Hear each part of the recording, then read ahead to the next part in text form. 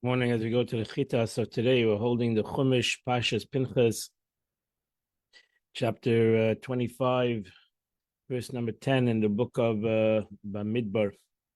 God spoke to Moshe saying, Pinchas ben Elazar ben Aaron HaKohen, Pinchas, the son of Elazar, the son of Aaron HaKohen, Heshav Chamosi has taken away my wrath, Me'al Bnei Yisrael on the Jewish people. Kinasi, when he zealously avenged me, V'seichem in their midst, and have not destroyed the Jewish people in my wrath, my zeal. Now, as he says, since the tribes were disparaging him, he just killed two people, and saying he's a son of Puti, whose father is his father fattened the calves for idols. So, because Eliezer married Yisai's daughter.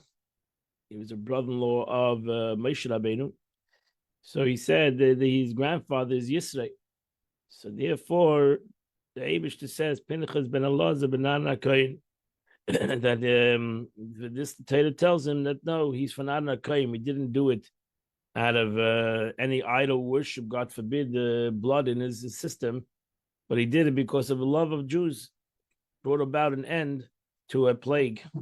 Bekanas Kenasi, Rashi says, by avenging my vengeance, by releasing the wrath that I have released. The term kina denotes somebody motivated to take vengeance. So it's not just vengeance, it's a concept that God has motivation. The situation when it comes to immorality in general, it's one of the immorality or idolatry, which both of these things they were doing.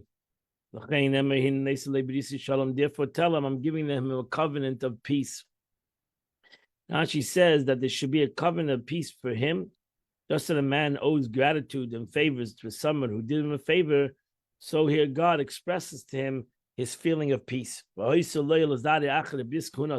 therefore, I'm giving him and his descendants an eternal covenant of priesthood.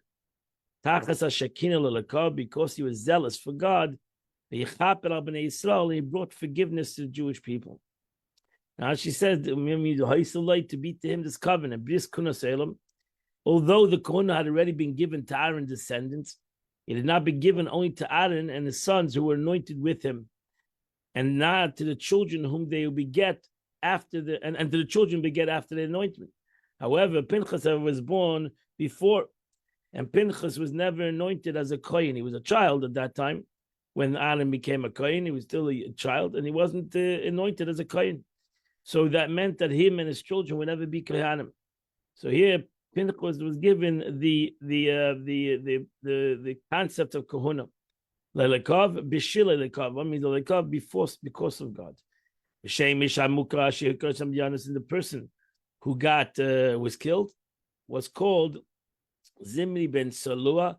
Was Zimri the son of Sun Nasi, base of the Shimoni. He was one of the leaders of the house of Shimon. Now she says, the place where Scripture traces the lineage for the righteous, Pinchas ben Elazar ben Aaron, the Torah also mentions the wicked. Nasi Beis Av Shimoni, one of the parental houses belonging to the tribe of Shimon. Another interpretation to reclaim the praise of Pinchas, for although Zimri was a Nasi, a leader, Pinchas did not refrain from acting against him. Because he profaned whoever he was, it doesn't make a difference to him. He profaned God. That's why Torah tells us the name of the man who was slain, to tell us that Pinchas nevertheless did not stop the situation. Shem Isha Mukha, and the woman who was the Midianite woman who was killed was Kozvi Bastur. Roish Umis Beis Avinyan, and she was also a daughter of the parental house of Midian. Now she says, to inform us, why does the Torah have to tell us who this woman was? To inform us the hatred of Midian.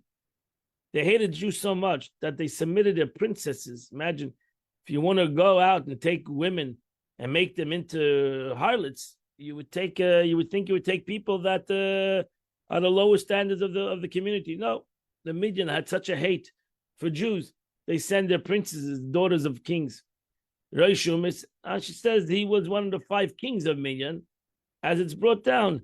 The evil Rechem Zur, he was most prominent among them. It says a national leader.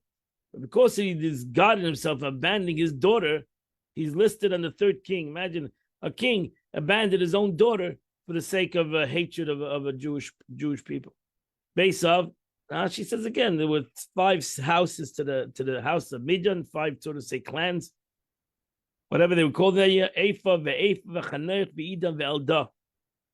So then this was the king of one of them. Verse number 16, God spoke to Moshe saying,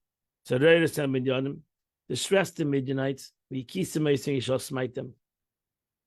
Asher Tzareir is a Lashon Zachar. Remember, Shomer Zachar. Term described for continual action. And say you must continually show hostile to them. Because they were distressed to you in their plots. About Per, which they contrived against you in the situation of Baal Per. And the incident of Kozvi, the sister, the daughter of the Midianite head, that was slain on the time of Agefal, Dar Per, on the situation of Per.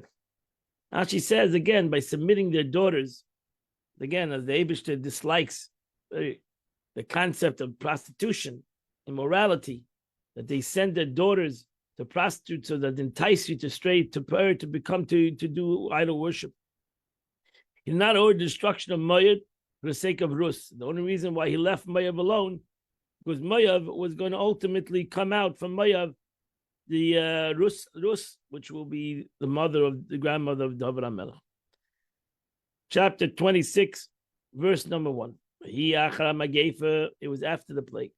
God said to Moshe, Eleazar Kohen, and to Eleazar ben Aaron HaKohen, to Eleazar the son of Aaron HaKohen. Now she says this is compared to a shepherd whose flock was intruded by wolves, who kills some of his sheep. He counts them to know how many are left. Another interpretation: when they left Egypt, they were entrusted to Moshe. They were delivered to him with a number. Now that it was close to death, coming closer to the portion, the book of Devarim, so Moshe Rabbeinu needed to count them as he gives over his leadership to Yeshua. Verse number 2, so I want you to count the Jewish people. We've been asking Shavim Ma'ila for 20 years in a boat. The base of Vaisam to the house of their father. All those that go out to war in the Jewish people. Now she says the lineage follows their father's tribe, not their mother. So when it goes to the tribe, it goes to the father. When it goes to Judaism, it goes to the mother. The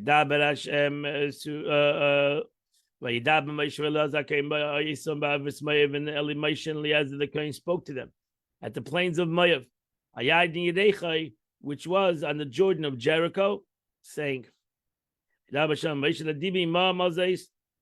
spoke to him concerning this to the Jewish people, namely that God commanded them to count them. You have to count yourself from 20 years and above.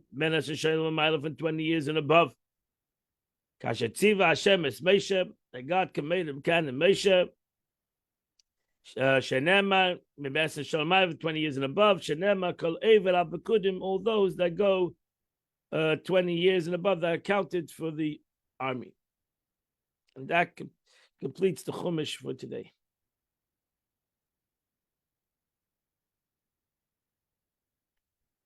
We go to the Tanya today. The Alter Rebbe continues in the middle of the 3rd chapter of Igeret HaTshuva.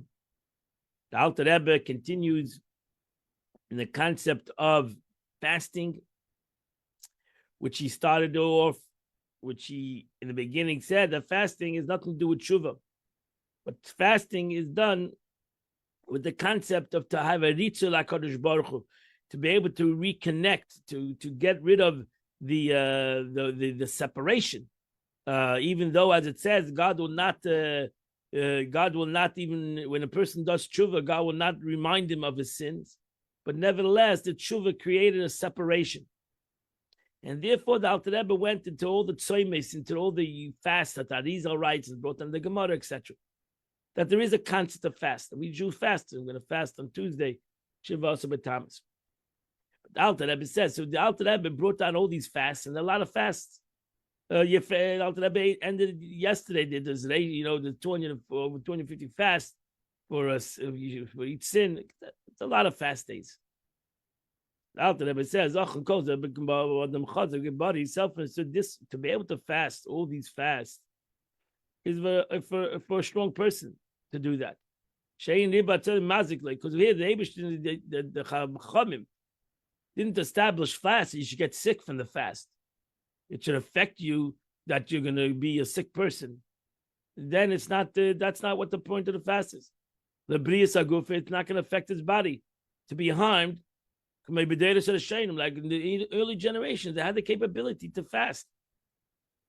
But whoever is affected by many fasts, and we see that even one fast, a person is already falling apart, that it's hard for the fast and affects him physically.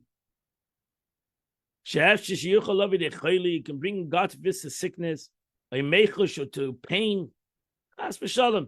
God forbid. Maybe they say, like in this generation. The Alter Rebbe said this generation is not can't fast. Therefore, usher the Alter Rebbe was a basic in halacha. He's not just the spiritual advisor. The Alter Rebbe wrote to Shulchan Aruch, the code of Jewish law, and he paskined halachas, paskined Jewish law, and he said, usher laharbis, but he's not allowed to fast. It's not a good idea. He's not allowed. I feel like Christmas, even for sins that are punishable by Korah for God or punished by death. Surely on a mitzvah say you should not fast because you don't have to fast. For sins that you have done, if you have done things that don't have these kind of punishments. So therefore, a Jew should not fast. He's prohibited from fasting. Self-understood said that he should measure the fasting as a personal estimate. Unless he's 100% sure that it won't harm him at all. Because even in the early generations, the times of Tanoim Amarayim, that's why you don't see in the Gemara. You see, that's what the Gemara says. This time of fasted, that time of fasted. There was not everybody fasting, even in that generation. It was like Rav Huna. The Gemara says Rav Huna and these sages fasted. They were strong people for whatever reason, and they had the capability to do that. But the general population doesn't say they fasted either. Elabri in the Matzah time enough, they had the capability to mortify themselves and not affect them in a way that would actually make them sick physically. Whoever cannot fast and yet fast because he decides he's going to on his sins is called a sinner. You're doing an aveda. You're hurting yourself. You're not allowed to hurt yourself. And if you hurt yourself, then you're called somebody who sins. Now you got to do tshuva on the tshuva. The Gemara, the Taina says it's brought down the Gemara itself that if you're not allowed to fast and you fast, you're doing a sin. Even if it applies, even one who fasts for specifically known sins, he knows he did a sin. It's not the stam. He's fasting because maybe he did a sin or maybe I'm a sinner. He knows. Nevertheless, Rashi in the Gemara over there says you're considered a sinner because you're not allowed to fast. Very same author of the opinion that he who fasts frequently is considered holy because, as Rashi explains, his sin is thereby expunged. Goes on to state, so Rashi himself who says that a person should fast and he's considered holy, Rashi himself says, Rashi was also Paisik, was also a Jewish codifier, Jewish law, said that that's only if you are healthy and it's not going to make you sick. If it's going to make you sick, then you're not allowed to fast even if you know the sin that you have done. So Rashi himself says you're becoming holy, says at the same time that only if you're capable. As it's brought on the Gemara itself, that there's no Jewish person who never transgressed a positive commandment. It's impossible. Every person, as the Gemara says, every person doesn't learn Torah. So if you didn't do in Torah in the right way, then you automatically didn't do a positive commandment of the Torah. You shall learn Torah by day and by night. So it's impossible. The Gemara already says that every Jew was probably has not done a positive commandment. So every Jew is in a fast.